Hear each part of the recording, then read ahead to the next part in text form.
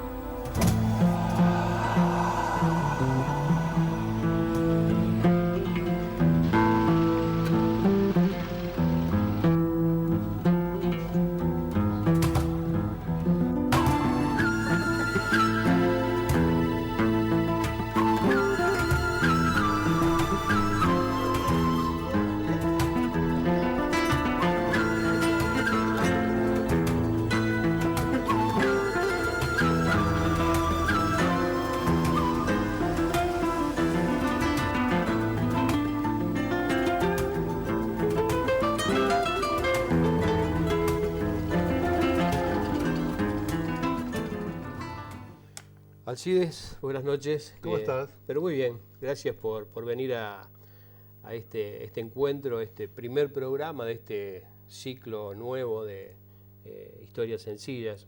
Y empezar conmigo, tenés tu coraje. Bueno, también. nosotros estábamos pensando en mucha gente que nos vea y dijimos, bueno, busquemos a alguien conocido. Está bien. Hemos tenido la suerte, y lo decíamos recién fuera de cámara, de haber tenido ya una charla hace ya muchos años. De hecho, todavía no estaba filmado, lo hacíamos dentro de Radio Horizonte. Sí, lo recuerdo. Y la verdad es que yo creo que no hemos, o por lo menos a mí, me ha pasado esto que no pude ingresar en espacios muy interesantes que yo fui conociendo a partir de conectarme ya con este medio, ¿no? Que en cada lugar donde uno se encuentra siempre se habla del trabajo importante que has hecho y que seguís haciendo para los medios de comunicación. Nacido en Roca. Roca, sí, en el campo. Entré el 3 de mayo del 43. Estábamos todavía en la guerra y nací en el campo. Sí, fue un periodo que no duró mucho tiempo porque a los 7 años más o menos tuve que venir a Rafaela a estudiar en la primaria, al Colegio San José, a casa de mis abuelos, ahí en Boulevard Roca. Y poco tiempo después mis padres se vinieron también porque en aquel momento el trabajo de campo era muy duro, muy ingrato, pocas posibilidades de no solo de aprender y desarrollar, sino sin electricidad. Nuestra electricidad era un molinete que alimentaba un poco la radio y alguna otra cosa, poca cosa más. Y bueno, a la hora en que las gallinas se subían a los palos para dormir, y bueno, ya se cenaba y de ahí para adelante también a dormir hasta el amanecer. cuando se vino a Rafaela tu familia, tu papá en qué comenzó a trabajar aquí. Yo quiero imaginarme porque generalmente aquellos que llegaban a Rafaela iban al frigorífico Fasoli en ese momento, o alguna otra empresa que estaba ahí, pero que no había demasiado, ¿no? No, había, bueno, mi papá había hecho un curso de tenedor de libros por correspondencia, estando en el campo. Entonces tenía una cierta instrucción para ir a un escritorio. Entonces trabajó en el escritorio de la Cooperación, de la Sociedad Anónima de Consumos, del Quijote, de la Anónima, así sucesivamente. Pero no mucho tiempo, después trabajó en una semillería con Hermindo Schmidt, en Alfeba, un almacén ferretería Bazar, un negocio que estaba aquí en Boulevard Lehmann. Ahora hay una verdulería, una cosa así. Y así, en ese tipo de cosas. Yo me voy a tomar el trabajo para ir mostrándote algunas fotos. Aquí, esta tiene que ver con tu familia. Claro, esta es mi familia ya en Rafaela.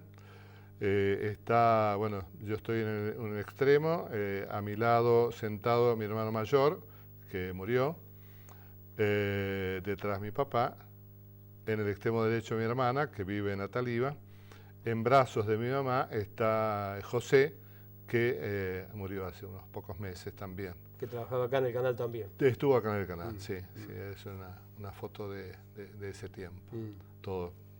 Esto debe ser del año, estimo yo, año 59, 60, por ahí.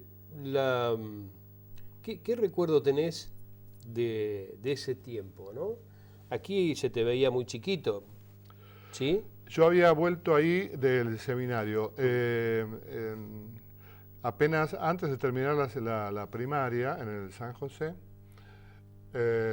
mi abuela, que era una mujer muy piadosa y con la que yo había convivido aquí en la época de la escuela inicial, me mandaba a misa para hacer de monaguillo. Ahí lo conocí al padre Marosi, después obispo de Resistencia, ahora obispo emérito, y estaba en ese momento el padre Marquesini también, y mi hermano también se había embalado, mi hermano mayor, y se había ido al seminario a estudiar de cura a Guadalupe, Santa Fe.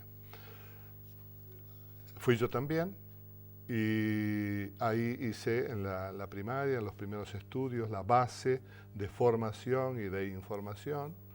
Es una época que yo recuerdo con mucho afecto porque ahí aprendí la disciplina, por qué hay que estudiar, cómo hay que estudiar, para qué hay que estudiar y sobre todo cómo hay que ver al hombre, qué importancia tiene el otro, cómo aprender del otro cada gesto, cada mensaje, del cual el mismo Dios se vale para comunicarte sus inquietudes y lo que te pide.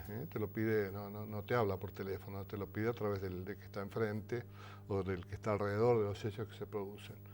Eso facilitó mucho después la integración, cuando volví a la sociedad habitual.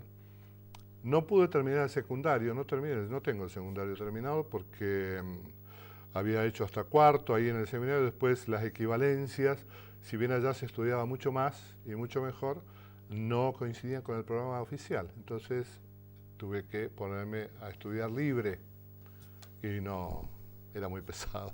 Así que seguí como autodidacta, me empleé en un estudio contable donde estaba trabajando mi papá en ese momento y mi hermano también, y de ahí empecé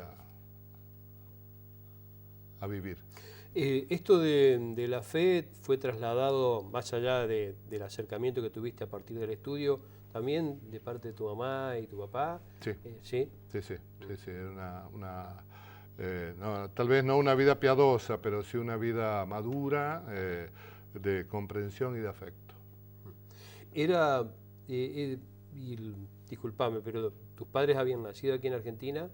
Sí, mis padres habían nacido, mi mamá en Clusellas, en el campo, hija de una familia numerosa, de una familia de tamberos. Por allí fueron como tamberos al campo de mi abuelo, donde estaba mi papá, y ahí se conocieron y se casaron. Mi papá nació acá también. Mi bisabuelo fue inmigrante, llegó a Roca y ahí creció y se desarrolló y tuvo hijos. A medida que uno va creciendo también va a la búsqueda de la otra familia, ¿no? Porque más allá de que uno no tiene un desapego de esta familia que es la que uno ha conocido apenas nace, comienza a buscar esa otra familia. Y me imagino, en tu caso, por lo que me venís diciendo, de haber sido una cuestión casi de pensar en conformar, conocer a alguien que sea tu par y conformar y tener hijos, por esta cuestión fuerte, ¿no? Espiritual que tenés. Acá hay una foto que es realmente muy interesante. ¿En qué época es esto?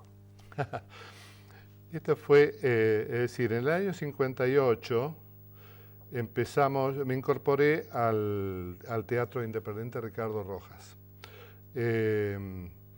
Ese teatro independiente, en donde estaba mi hermano también, después se alejó. Empezamos con una obra que se llamó El Puente.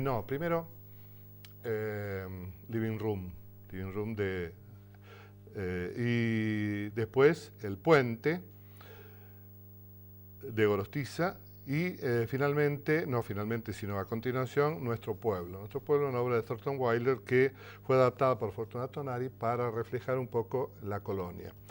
Y habíamos constituido un grupo humano muy interesante, muy lindo, muy cordial, del cual, ahí también fue cuando en los ensayos y demás se incorporó mi actual esposa, Clarita, que venía recién recibida como profesora de letras, con algunas amigas que ya estaban y amigos que estaban en el teatro, entonces también se incorporó al teatro, y el teatro nos juntó.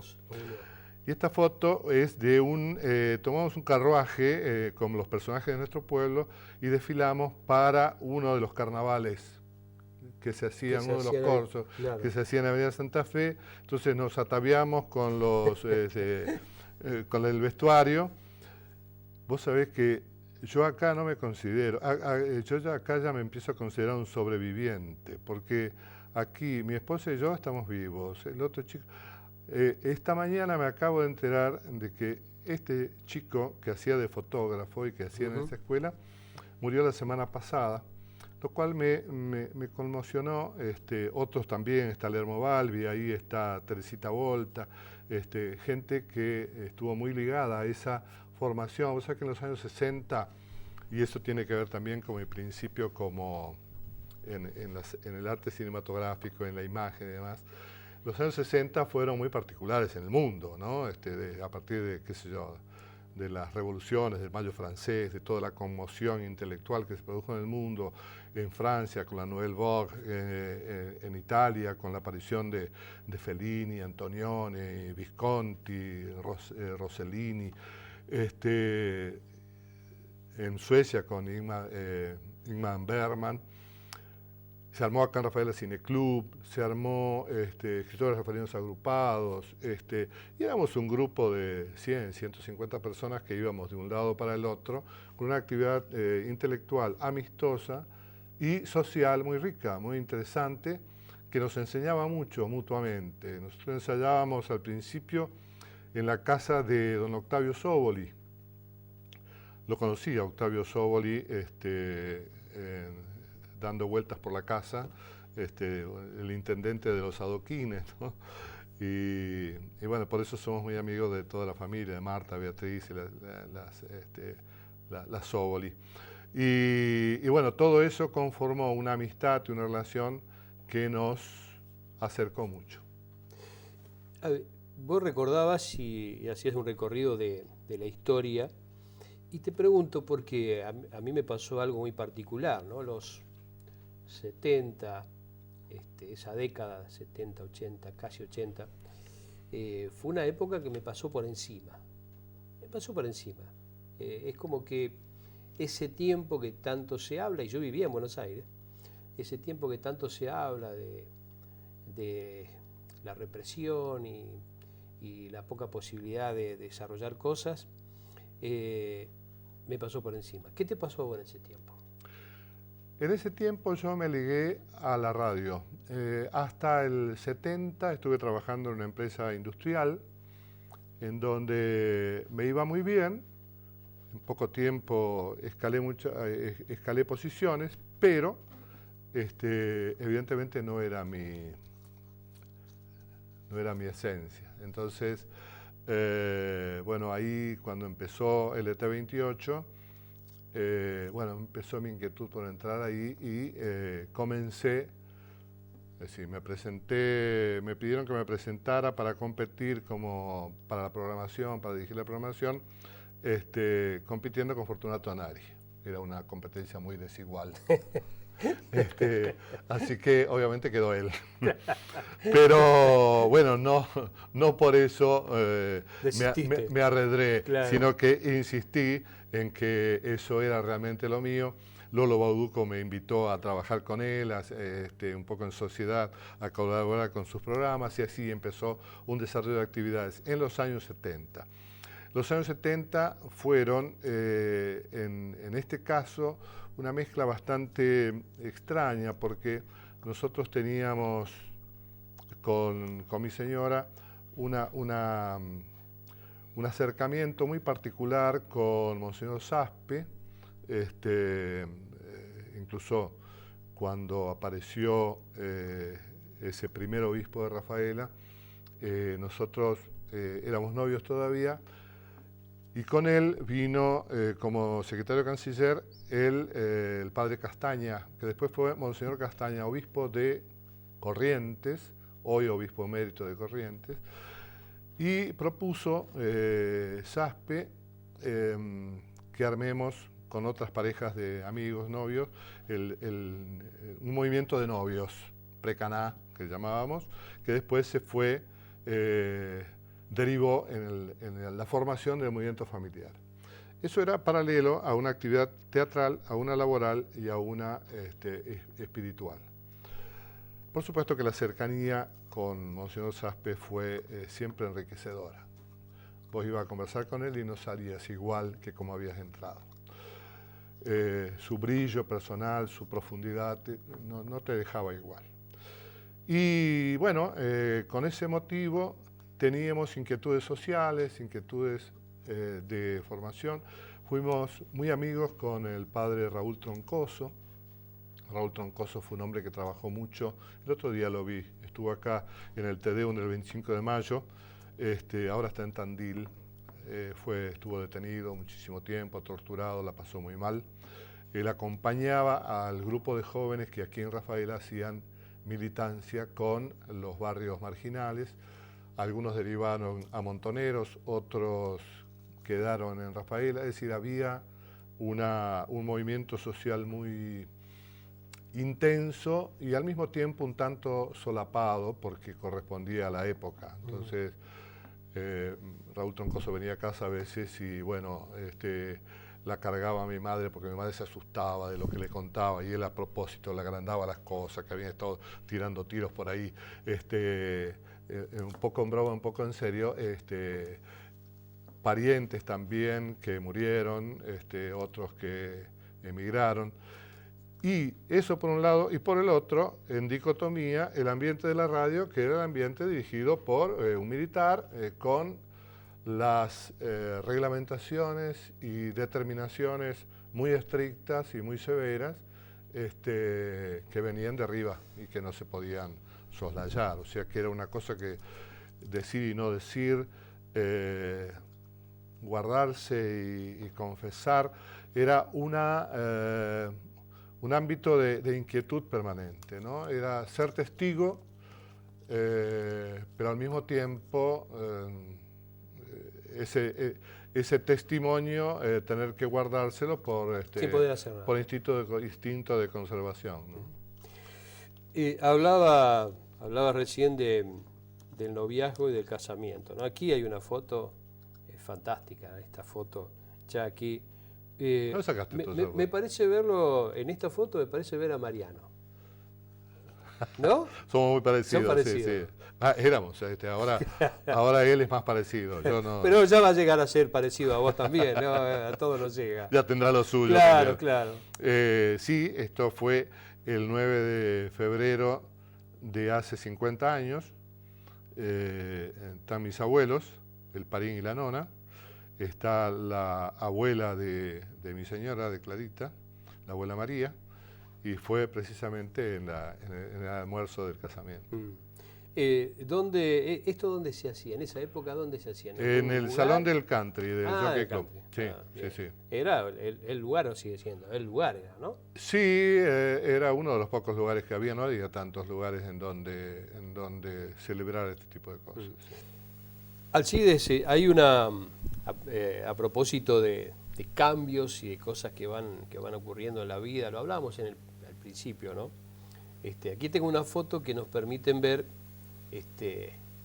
o por lo menos seguramente esto debe haber pasado a vos, ver cómo se nos va pasando la vida, ¿no? Porque la verdad que a mí me pasa en lo personal, no sé si te ocurre a vos, pero yo me miro y creo que no creo tener 60 y pico de años. Y tampoco me interesa mucho tenerlo, ¿no? No. Pero cuando veo a mi hija, mi nieta, sí. Eso me delata. Esos son los testigos. Claro, sí, eso me delata. Uno está siempre igual. Claro. Pero los otros cambian. Cambian. Sí, los otros cambian.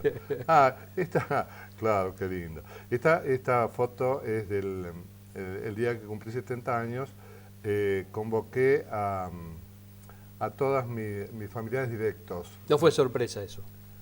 Para mí no. Ah, bien. No, por eso digo, no fue sorpresa ese cumpleaños, porque viste que generalmente cuando uno llega a los 60, 70, te quieren hacer un cumpleaños sorpresa, como si habría algo distinto en eso. No, claro. No, acá más vale lo sorprendí yo a ellos, claro. Porque si bien sabían a dónde iban, bueno, fue un día muy especial porque, entre otras cosas, logré juntar a todos los familiares directos, hermanos, primos, hijos, sobrinos, éramos 85, es una familia bastante numerosa. Y bueno, allí en ese campo, en Presidente Roca, quería cerrar un poco un círculo, el del nacimiento y el de ese día, en donde pasamos realmente una jornada magnífica. ¿Esa es una torta eso? ¿Una máquina de escribir? Es una torta. ¡Qué trabajo! Es una torta que hizo una artista repostera de aquí de Rafaela. Mi hija tiene una imaginación especial para ese tipo de cosas. Entonces ella la encargó, le dio la idea, la hicieron y realmente es asombrosa, daba ganas de teclear sobre eso. Por supuesto quedó tecleando la torta, pero no en ese sentido. Y la pasamos bárbaro porque fue un poco la comprobación de que la vida no había pasado en vano, que los hijos cuando dan sus frutos lo ofrecen y te hacen ver qué clase de árbol fuiste o sos, y esa sensación es la que yo junté ese día, ¿no? Bueno, aquí estamos, tenemos todavía que seguir buscando, pero en esa búsqueda estamos todos. A propósito de máquina de escribir. Vos estuviste metiéndote en mi casa. Esto es escribir la vida. Sí. ¿No? Esto es tuyo. Fue otra travesura de mi hija. De tu hija. Un regalo. A propósito de lo que vos recién mencionabas, yo leí algo que me pareció interesante. Más allá de todo lo que se desarrolla, que es la presentación de este libro, dice: escribir la vida es un deseo profundo de devolverle a mi papá algo de la grandeza que me regala, algo de todo lo que sin duda sembró en la ciudad que lo adoptó, algo de lo que genera simplemente siendo el escritor, el periodista, el talentoso, la persona a la que acudo ante todas las situaciones con la certeza de que sus palabras, y esto me interesa, además de ser sabias, acarician. me pareció maravilloso, un piropo fantástico al padre. Es una hija. Sí, no tengo nada que decir, solo que sí, cosecha un poco las emociones de ese día y de esa vida, de esa relación.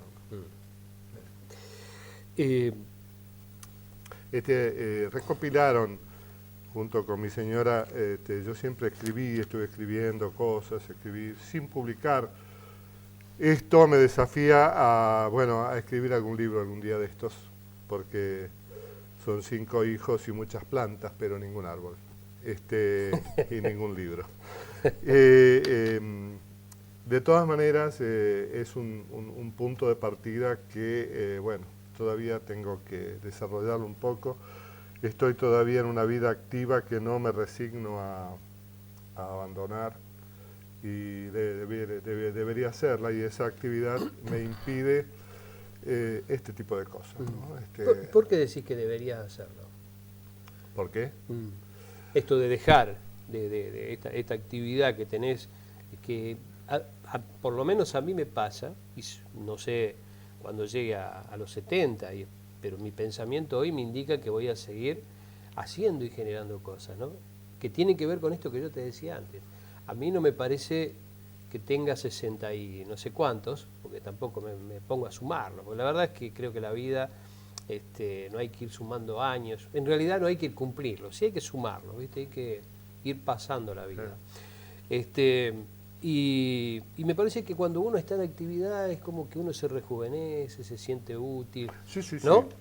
Además no pareces para nada, hoy tenés 70 y ¿cuánto? 2. 72. No estoy hablando de ir a sentarme en un banco de la plaza. Lo que pasa es que el sistema en donde uno vive le enseña cómo hacer, le da herramientas para llegar a algún lugar, pero no te da las herramientas para retirarte. Entonces en eso tenés que ser autodidacta y no se puede probar porque tenés una sola oportunidad.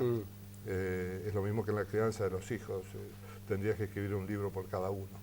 Entonces ese hecho de no tener recetas, hay que tomarlo con prudencia, porque el trabajo de uno es estar en el escenario, prácticamente en el escenario donde las cosas pasan, siguiendo una actividad que es cada vez más febril, más intensa, esquivar enemigos, cosechar amigos, y todo eso es un enriquecimiento que una vez aprendido es difícil de dejar.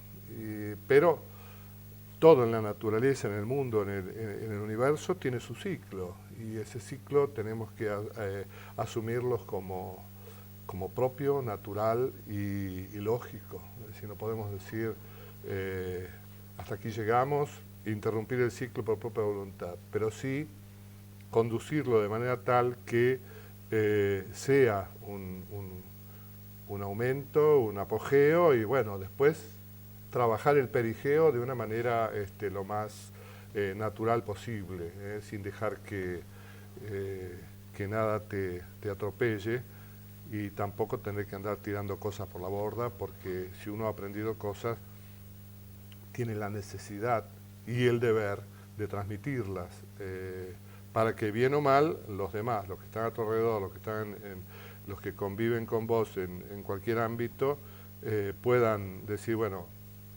esto me sirve, aquello no me sirve, en esto tomo este modelo, en esto tomo esto otro, o en esto lo rechazo. Eso es un deber porque no nacimos para vivir solos, es decir, somos seres gregarios, y como tales tenemos que acompañarnos, ayudarnos a crecer, ayudarnos a corregir. Cuando una vez charlando con Oreste Berta, me decía él, yo decía, ¿cómo llegaste a ser el mago de Altagracia? No, ¿qué mago? Dice, yo no soy ni he sido ningún mago, a fuerza de romper cosas, de romper motores. Y al romperlos, no echarle la culpa al motor, o al que lo armó, o al otro, sino buscar qué hice yo para que este motor se rompa, o qué no hice para que no se rompa, qué hice para que no. Entonces, eso Es la vida misma. te llama a la reflexión y te dice, si vos te equivocás y de esa equivocación buscás tu corrección para mejorar y volcarla y aprender, entonces vas aprendiendo. Si vivís echando la culpa a los otros, nunca vas a aprender y vas a ser un simple rezago de la sociedad. ¿Tuviste fracasos? Sí. ¿Te dieron miedo? Algunos me dieron, sí, precaución, me modificaron un poco el sistema, me modificaron la capacidad de audacia, ¿no? Eso hizo que no lograra hacer grandes negocios ni emprendimientos muy trascendentes, por lo menos materialmente, porque la responsabilidad de una familia numerosa, de un hombre, de una frente que debía permanecer alta a toda costa, y de la cual por eso puedo usarla hoy, mi frente todos los días, pero con errores, con metidas de pata a granel, con confrontaciones, con equivocaciones. No sería un ser humano si no lo hiciera. Charlando una vez con Monseñor Casareto, mientras íbamos, a él le gustaba mucho el tenis y a mí también. Y otro que le gustaba el tenis era el entonces nuncio Piolaghi. Y cuando andaba por acá, Piolaghi venía a jugar al tenis con Monseñor Casareto. Entonces, él nos llamaba a algunos de los que estábamos más cerca y que jugábamos al tenis, y en esas preparaciones, idas, venidas, charlábamos de otras cosas, y yo le comentaba de algunas dudas, algunas cosas, y se me pasó esto y aquello, lo otro. Entonces me dice, no, tranquilo, si vos fueras un ángel, no estarías acá jugando al tenis, estarías en otro lugar, nadie te vería, serías un ser perfecto, pero no jugarías al tenis. Todavía no sos un ángel, tenés tiempo. Es decir, mientras seas un hombre, vas a tener caídas, equivocaciones, choques, metidas de pata y cosas así. La vida es eso, ¿no? Momentos de felicidad. La felicidad absoluta no existe, creo, ¿no? No sé qué Es, está después, viene después. bien. Pero en el mientras tanto tenemos momentos, si no lo querés llamar felices, interesantes. Y algunos otros que no lo son. Dentro de esos buenos momentos tiene que haber alguno en particular, que creo que a todos nos pasa esto. Hay un momento que ha sido un gran momento y que uno no puede, más allá de todo lo que pase, ese es un gran momento de la vida. ¿Cuál ha sido en tu vida ese gran momento? No sé si elegir uno, no recuerdo uno, es decir, hay momentos, como decíamos antes, del casamiento, momentos en que decidí dejar la industria para incorporarme a la radio. Dentro de ese tema, un momento que a mí me golpeó fue el contacto directo con la Madre Teresa. Eso fue una cosa que me quedó. Otro momento interesante y que fue un signo, fue en un momento en que en el viejo Canal 2 al principio hicimos un programa sobre el aborto. Un alegato contra eso. Y cuando terminamos, al ratito me llama por teléfono una mujer, medio llorando, diciendo que habían decidido con el marido abortar un embarazo que ella tenía no deseado, pero que por ese programa habían resuelto No abortar. no abortar. Así que hoy debe andar por ahí un tipo de 30 y pico años, de 30, 35 años dando vueltas, gracias a ese programa. Voy a contarte algo con respecto a eso. Yo siempre creí que en algunos casos particulares el aborto era, uno podía justificarlo, ¿no? Desde una violación, algunas cuestiones así. Y me pasó exactamente lo mismo que esto que vos decís. Yo viviendo en Buenos Aires me mostraron un día un video y eso me cambió, me hizo cambiar. Absolutamente cambié. Yo creo hoy que no hay manera de pensar en un aborto. desde ningún lugar, ¿no? Me pasó también algo parecido, por eso lo recordé ahora que vos me lo mencionás. Sí, después hubo muchos momentos, grandes emociones, el nacimiento de los hijos, Los nietos. el crecimiento, los nietos. Sí.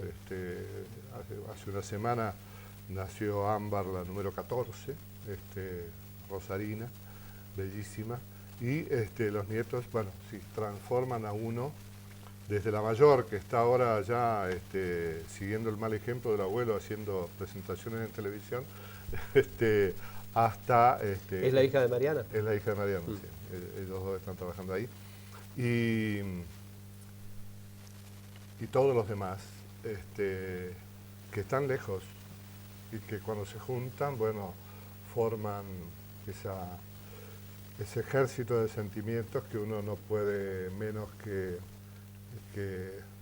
valorar y que lo enriquecen tanto a uno, ¿no? ¿Cuáles son tus 5 minutos? Eso que disfrutás absolutamente y que sí o sí, por lo menos una vez al día tenés que hacerlo. Mis 5 minutos. Ese momento tuyo, que no hay manera de cambiarlo, ¿no?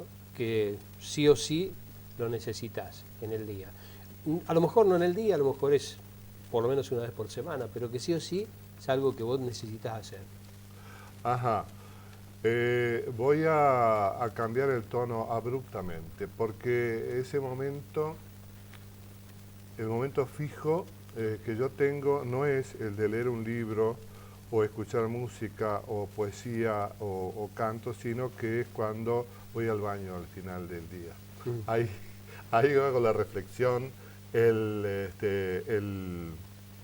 examen de conciencia, los propósitos, el planeo al día siguiente, hasta que mi señora, harta de esperar, te golpea la puerta, golpea la puerta, ¿qué estás haciendo? Y termina con tu reflexión. Y claro, yo no puedo explicarle todo lo que estoy haciendo ahí, porque tampoco es tan escatológico, es simplemente una cuestión de reflexión. Por eso es que los baños habría que diseñarlos de otra manera, es decir, con elementos que te aproximen una revista, un libro, unos recortes, en donde puedas confortablemente estar solo con vos mismo. Sabés que yo, escuchándote, hasta hace poco estabas en la mañana de LT28, en los sábados de la mañana, Sí. Que vos no creías que yo te escuchaba. No, pero vos me convenciste, yo te creo. Convencí. ¿Sí? Bueno,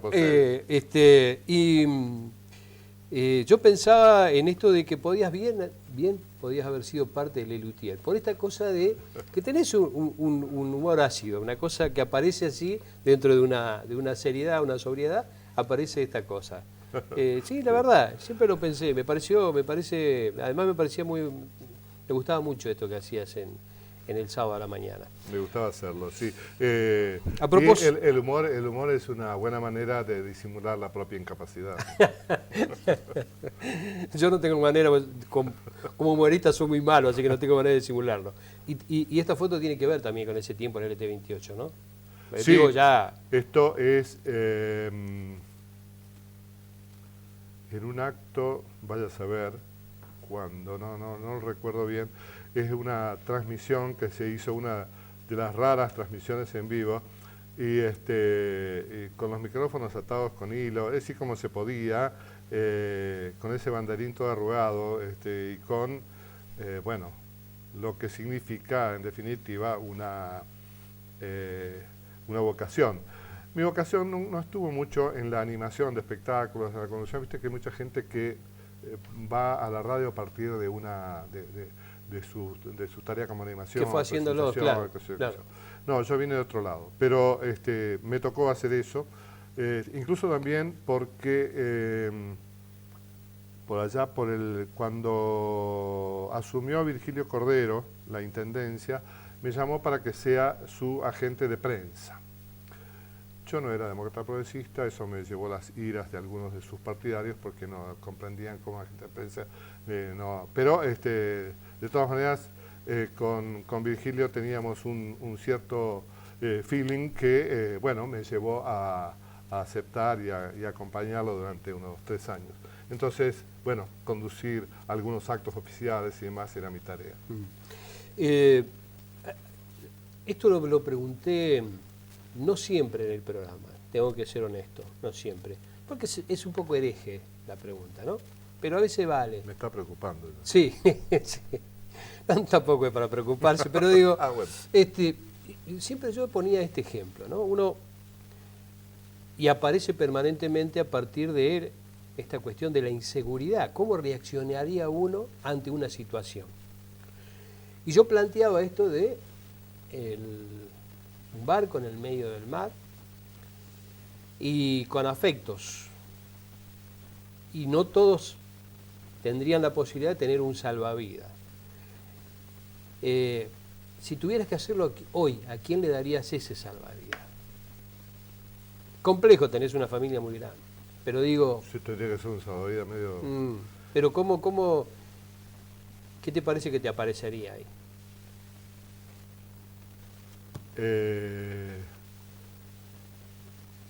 Ninguno de mi familia tiene, yo incluido, nadie tiene la posibilidad de reemplazar a los otros, ni a ninguno de los otros.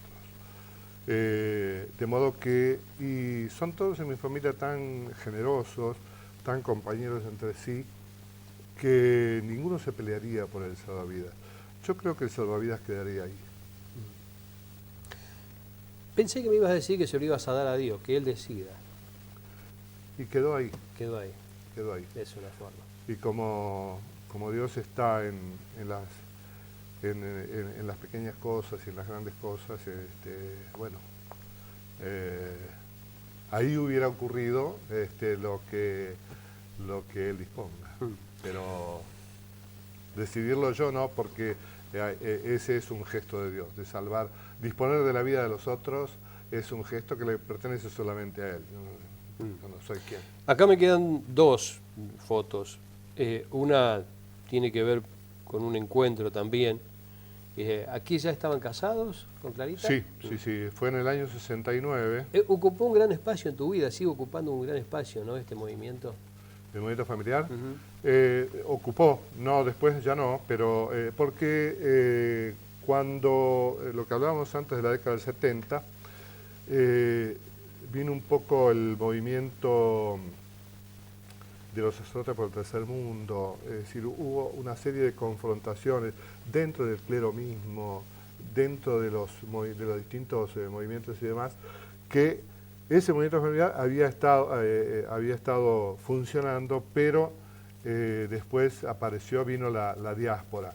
A tal punto nos habíamos cansado de reunirnos y discutir entre nosotros y demás, que cuando apareció Monseñor Casaretto a Rafaela, no tuve contacto con todos los obispos, menos con Monseñor Brasca, que era esa época donde yo estaba en una industria, no tenía mucho contacto, pero cuando apareció Monseñor Casaretto,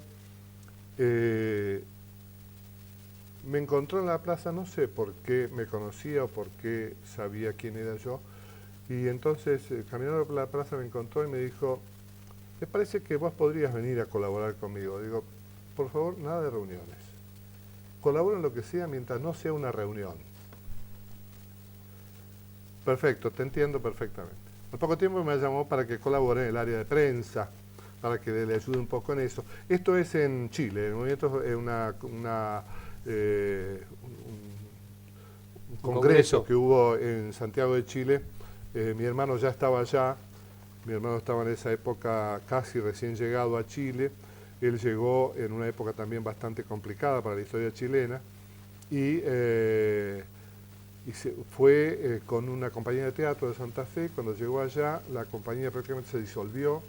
Él se casó y comenzó a desarrollar la idea. A él le gustaba mucho escribir poesías y cosas así, historias, obras de teatro, y comenzó a desarrollar la idea de hacer una telenovela chilena. Y se juntó con un brasileño, un director brasileño, con un director santafesino que estaba ya exiliado, y comenzaron a hacerlo.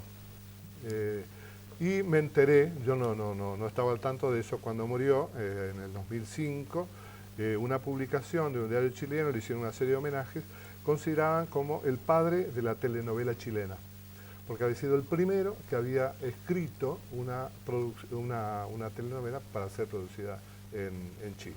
Bueno, en esos primeros años todavía estaba rebuscando recién, fue cuando fue ese congreso. En otro tiempo, digo, cuando tenía la dinámica del programa, después de 2 años perdí esta cuestión de calcular el tiempo que me queda todavía de programa. Antes me pasaba esto de que saber que me quedaban 5 minutos nada más. Ahora no lo sé, así que en un ratito me van a tener que hacer señas para decirme a ver cuánto me está faltando. Tenés una productora que es una leona. Sí, sí, muy bien. Qué suerte. Muy bien, Qué sí, suerte, sí, porque sí. yo tuve la suerte de tener una compañera de trabajo, Silvia Beltramino, que me acompañó en la época de televisión muy bien y me auxiliaba, sí, todavía sigue ahora, auxiliando en muchas cosas. Es decir, ella decía la mano derecha, yo decía el pie izquierdo, Bueno, es importantísimo para que uno se sienta afianzado. Y vos en esa productora que tenés, que me parece que no te podés separar sino más de ella, no. tenés también una fuerza. Sí, muy bien. A propósito, Silvia también fue parte del programa. Estuvo, sí, me acuerdo. No lo vi, Sí, pero... fue un lindo programa. Sé que... En esa oportunidad nosotros íbamos a lugares distintos, en ese caso fuimos a su casa, y realmente fue un gran programa, que a la gente le había gustado mucho también porque habíamos ingresado en espacios muy fuertes, ¿no? Muy interesantes. Ya, esta es la última foto que tengo y ya no te molesto más con la foto, pero esto tiene que ver con lo del deporte. A ver, ¿qué era el fútbol esto?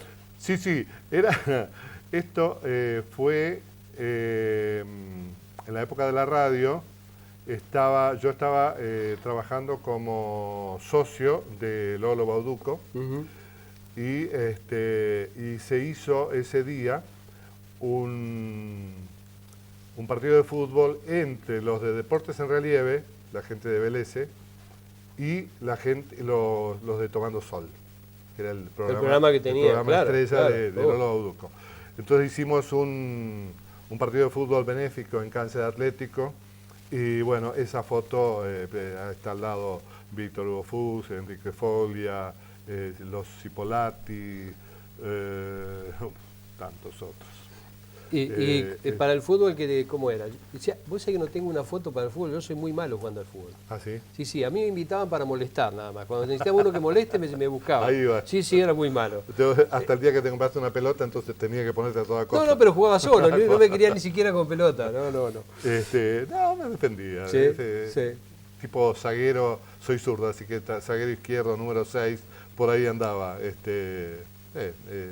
Social, me dediqué más, practiqué más tenis, ahora un poco de pádel todavía, deportes menos asociativos. Imagino habrás tenido la posibilidad, por lo que veníamos desarrollando recién y por todas tus actividades, de haber tenido charlas y algunos cafés o un vaso de vino, no lo sé, interesantes. Pero hoy, ¿con quién te gustaría sentarte a tomar un café? Y en todo caso, esto tiene que ver con una cuestión de usar la imaginación, ¿no? Porque puede ser alguien que ya no viva. Y de encontrarte hoy a tomar un café, preguntarle qué cosa. Con el Papa Francisco. Es un personaje lo suficientemente importante. Yo tuve contactos no muy directos, pero sí bastante cercanos con Juan Pablo II, estuvo en la Argentina. Fuimos a hacer una producción para seguir nunca así directo, pero siguiendo mucho los documentos y demás. Cada uno tuvo su impronta, desde Pío XII, que fue el primero que conocí, hasta este último. Pero este último significa para mí digamos, el paradigma del cambio en paz, que es algo que no todos los revolucionarios han entendido en el mundo, que los cambios pueden producirse en paz, aún ejerciendo cierta violencia, porque bueno, todo cambio ejerce dentro de uno mismo incluso algún poco de violencia, ¿no? Pero me gustaría tomar un café con él para que me cuente cómo es la soledad de lo absoluto. Yo creo que es uno de los pocos seres en el mundo que no tiene derecho a equivocarse, porque sus equivocaciones arrastran 2000 años de historia y sus aciertos la incorporan. Entonces tiene un deber que es centrarse dentro de lo que él significa. Y que sea tan espontáneo, tan directo, tan pintoresco para su manera de ser, está siempre caminando sobre la cuerda floja. Y él es, con esa conciencia, porque se da cuenta obviamente, yo me imagino que se levanta cada día diciendo, a ver, ¿qué va a pasar o qué está pasando en el mundo? Entonces, tomar un café con él significaría, así sea un café, gracias por el café, sería una experiencia inolvidable, como es inolvidable el tacto de la piel y los huesos de la Madre Teresa, que todavía los siento. Me quedan apenas un par de minutos, pero quiero preguntarte esto porque dentro de la religión, a ver, ¿cómo te ves vos dentro de la estructura de la iglesia? Digo, ¿cómo lo sentís? Porque te quiero hacer una pregunta con respecto a lo que me pasa a mí. Yo la verdad es no voy nunca a la iglesia. De hecho, tampoco voy a ningún velorio, hay una cuestión mía que no voy a ningún velorio. Pero sí creo mucho en Dios y de hecho, mis anillos, este es la Virgen de la Medalla Milagrosa y este es Juan Pablo II. Rezo mal, porque el Padre Nuestro mío, la verdad es que no lo sé. Yo tengo un solo anillo que es de Santa Clarita que me aguanta. Te aguanta. Años. Bueno, sí. Y bueno, y agradezco cada mañana cuando me levanto. ¿Cuál es la mirada de alguien que ha estado en la iglesia fuertemente, como tu caso? Algo te dije antes, o te lo di a entender. Mi visión de la iglesia no es tan litúrgica. Bien. Si bien cumplo dominicalmente y me adhiero a actos y actividades así, aprendí en el seminario que Dios está en todas partes y sobre todo habla a través de la gente. Decodificar eso y incorporarlo como gesto propio es la manera que yo tengo de llevar la religión conmigo. Cuando chico leí un libro de Fulton Sheen, obispo de Nueva York, que se titulaba El valor divino de lo humano. Eso también me sacudió bastante, porque ahí me explicaba cómo, es decir, eran relatos cotidianos de gente, de un chico, de un grande, un mediano, que iba en bicicleta, de esto tropezaba, que esto y que lo otro, y cómo a través de una reflexión, él no lo hacía en el baño de la noche, a través de una reflexión decía, ¿qué me acaba de decir Dios en esto? ¿Y en qué tengo la obligación yo de compartir con los demás?